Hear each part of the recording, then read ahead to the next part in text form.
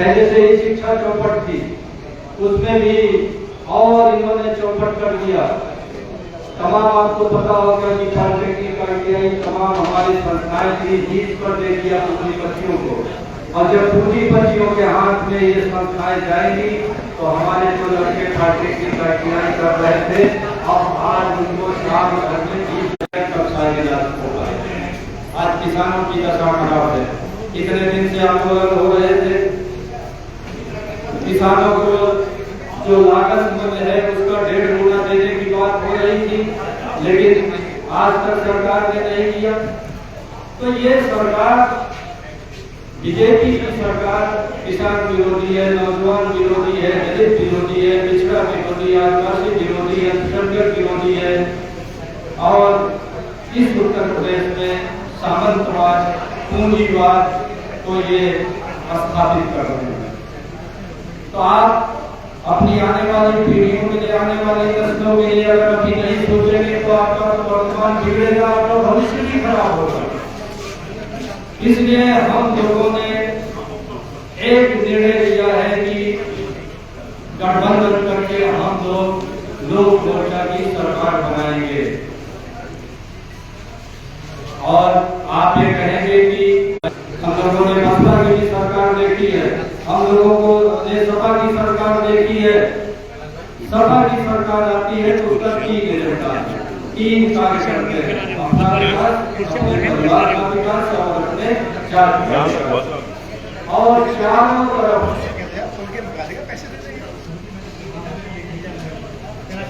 तो इन परिस्थितियों में जो मोर्चा का निर्णय लिया गया है, और हम लोग माननीय स्वामी प्रसाद जी को मुख्यमंत्री का चेहरा बनाए हैं। भाई अगर मुझे सुनने के लिए बुलाया, भाई मेरी आदत नहीं है, अगर मेरी बात न सुनना हो तो मैं बैठ सकता हूँ। हाँ, मैं जो बात कर रहा था कि एक तरफ बीजेपी की सरकार की विजय करनी है, दूसरी ओर आपको ऐसी सरकार लानी है जो आपकी चिंता करे, जो पूरे उत्तर प्रदेश की चिंता करे, जो सारे पिछड़े वर्गों की चिंता करे, जो सारे दलित समाज की चिंता करे, जो सारे अल्पसंख्यक समाज की चिंता करे।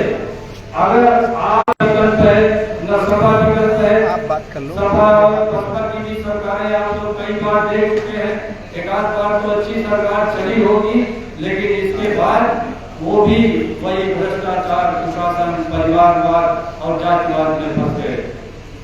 ये उत्तर प्रदेश बहुत बड़ा सूबा है, 25 करोड़ की आबादी है, तमाम जातियां हैं, पिछड़ों में तमाम जातियां हैं, दलितों में तमाम जातियां हैं, हमारे बीच अल्पसंख्यक समाज है।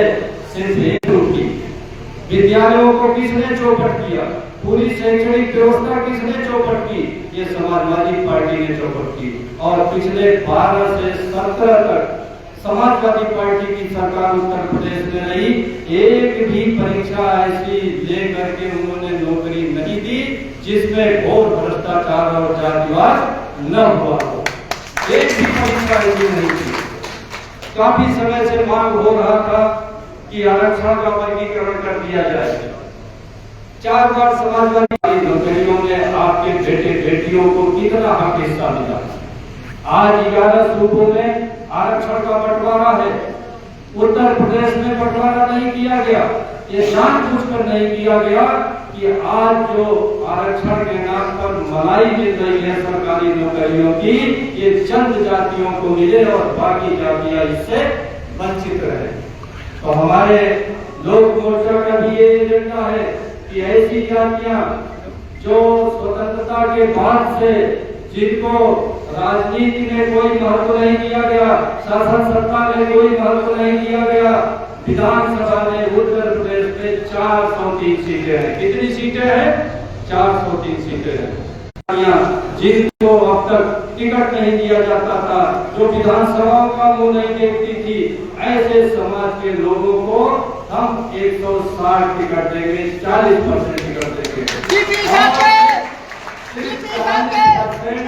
टिकट ही नहीं देंगे, बल्कि शासन सत्ता में आने पर 40% उनको मंत्री। बहुत बड़ी आबादी है इस पूरे देश में, पूरे सूबे में, लेकिन इस पिछड़े दलित समाज में जब तक राजनीतिक न्याय की नहीं बात होगी, राजनीतिक न्याय का ये बात हुआ कि प्रत्येक जाति बिरादरी को शासन सत्ता में आने का अवसर मिले, तब तक सारी जातियों का भला नहीं होगा। ये पहली बार उत्तर प्रदेश में हो रहा है कि पिछड़े की चंद जातियों, दलित की चंद जातियों से हटकर पहली बार साक्य मोदी सैनिक समाज के एक व्यक्ति को मुख्यमंत्री के रूप में प्रस्तावित किया जा रहा है। ये है और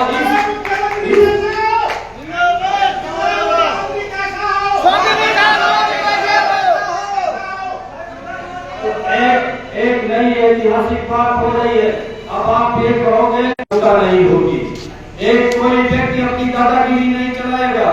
हम लोग सब लोग सामूहिक मिलकर के नीति बनाएंगे, कॉमन मिनिमम प्रोग्राम बनाएंगे, शिक्षा के बारे में, स्वास्थ्य के बारे में, रोजगार के बारे में, किसान के बारे में, कानून व्यवस्था के बारे में, हर चीज के बारे में एक रणनीति बनेगी, एक एजेंडा बनेगा और सब लोग मिलकर के उसी एजेंडे पर काम करेंगे। क्योंकि लोक मोर्चा किसी एक व्यक्ति की पार्टी नहीं है, किसी एक परिवार की पार्टी नहीं है, किसी एक जाति की पार्टी नहीं है। इसलिए 27,000 विद्यालय बंद हो गए। हमारे गरीब के बच्चे, किसान के बच्चे, मजदूर के बच्चे, कारीगर के बच्चे गांव देहात में जो आए ये शहर में भी है, जो वैसे बस्तियों में उनके बच्चे नहीं पढ़ पा रहे हैं। क्योंकि प्राइवेट स्कूल की फीस भी अगर 500 भी है, 700 भी, 800 भी है, तो 1000-1500 तो बस का खर्चा हो रहा है। एक बच्चा अगर है तो उसका 1500 माने 12 महीने में 15 डेढ़ 18,000 और 150 मान लीजिए तो 25,000 का खर्चा है। यहाँ तो तमाम किसान हैं जिनकी साल भर की बचत भी नहीं, 50,000 और 1 लाख है, तो कैसे अपने बच्चों को पढ़ाएंगे, कैसे शादी विवाह करेंगे, कैसे कपड़ा लत्ता करेंगे। हमारे विश्वविद्यालय विश्व स्तरीय होंगे, हमारे डिग्री कॉलेज विश्व स्तरीय होंगे, हमारे इंटर कॉलेज विश्व स्तरीय, और ये संभव है, सिर्फ इच्छा शक्ति की जरूरत है। आपको पता है उत्तर प्रदेश का बजट कितने का है? एक साल का उत्तर प्रदेश का एक साल का बजट 8 लाख करोड़ है। अगर 1 लाख करोड़ चिकित्सा हमारी सरकार आएगी तो हम लोगों का एक नीति है कि जितना केंद्र सरकार खाद्यान्न का, विभिन्न फसलों का मूल्य घोषित करेगी, उतना ही सब्सिडी उत्तर प्रदेश सरकार देगी। अगर केंद्र सरकार 2000 प्रति क्विंटल किसी का मूल्य घोषित करेगी तो 2000 उत्तर प्रदेश सरकार सब्सिडी देगी। हम आएंगे तो आपके लिए कोल्ड स्टोरेज की पूरी श्रृंखला बनाएंगे, जिससे हमारे फल सब्जी ये नष्ट न हो। एक पूरे देश का बाजार बनाया जा सकता है, पूरे विश्व का बाजार बनाया जा सकता है। आज छोटा सा थाईलैंड देश है, हमारे भारत देश से जनसंख्या भी कम है, क्षेत्रफल भी कम है, दुनिया भर उसको शासन सत्ता का सपोर्ट नहीं है, उसको ज्ञान विज्ञान का सपोर्ट नहीं है, उसको बैंकों से कायदे से पैसा नहीं मिलता है। मोदी जी बड़ी बड़ी बातें करते हैं। आज तक बता दीजिए कोई ऐसा बैंक है आपके मुरादाबाद जिले में जहां किसान क्रेडिट बनाते समय कमीशन न लिया गया हो? कोई है भाई? कोई है ऐसा बैंक? शायद ही ऐसा कोई बैंक नहीं होगा जिसमें आपका। हम लोग सारे लोग मिलकर के पहली बार एक स्वस्थ विकल्प देंगे। एक तरफ एक व्यक्ति की, एक परिवार की, एक जात की पार्टी है, एक तरफ धर्म और संप्रदाय के नाम पर सामंतों की पार्टी है, पूंजीपतियों की पार्टी है, वर्णवादियों की पार्टी है, समाज को बांटने वालों की पार्टी है, और इस प्रदेश की 90% जनता को अशिक्षित, गरीब, विपन्न, असहाय, बेरोजगार बनाने वाली पार्टी है। इन दो पार्टियों के बीच एक सुनहरे भविष्य की आश्वासन देता हुआ ये लोक मोर्चा है। आप सभी लोग जोड़िए। हम बुद्ध के सपनों का भारत, हम